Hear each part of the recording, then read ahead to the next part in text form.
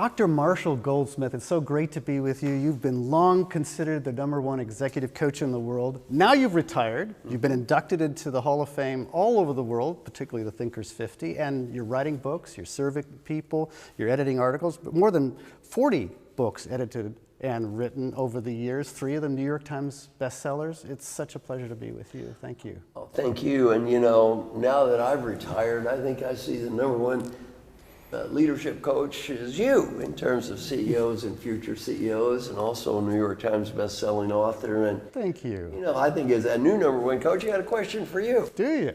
#1, what's the fastest way to get promoted? And then conversely, what's the fastest way to get fired? You know, I think it's so surprising when people think about the process of being promoted and avoiding getting fired. Obviously, that's on people's minds these days. What is surprising is to share with them the fact that, you know, getting promoted isn't really only about you. It's about your boss. That's true. It's about the organization. They have maybe a big, hairy, audacious goal. More likely, it's a big, hairy, audacious problem they're trying to solve. Right. And that the best way to start to be considered for that promotion and to avoid the, you know, the depths of despair of being thrown out is to really get focused on them first. It's not you that needs to be thinking about your image every moment. It's about you making a hero of your boss, of the team, of the organization, finding a way to solve that problem, seeing how you can contribute and bring people to the battle of trying to solve that big problem. If you can get off the fact that this isn't about that beauty contest. You might be on a short list to get into the corner office, but the surest way is not to be selfish. It's not about your personality. It's about really making that problem apparent and solved for the organization. So, you know, the greatest, I think, management thinker in history is Peter Drucker. You and I both had the privilege to be on the Peter Drucker Advisory Board for years. Just a wonderful guy, and I think he'd agree with everything you just said.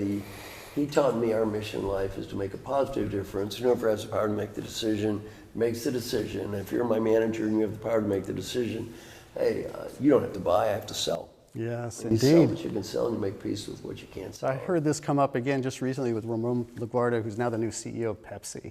Took over from Indra Nooyi, a legend in her time globally as a CEO. And she said, the first thing you need to understand is what does your customer value, what does your board value, what are all the stakeholders valuing? And you know, somehow miraculously, if you value them, you're okay too now. You're in a good position to be promoted. So, you know, I love to get questions and comments from people who are viewers. What's a question or comment you might like to hear from them?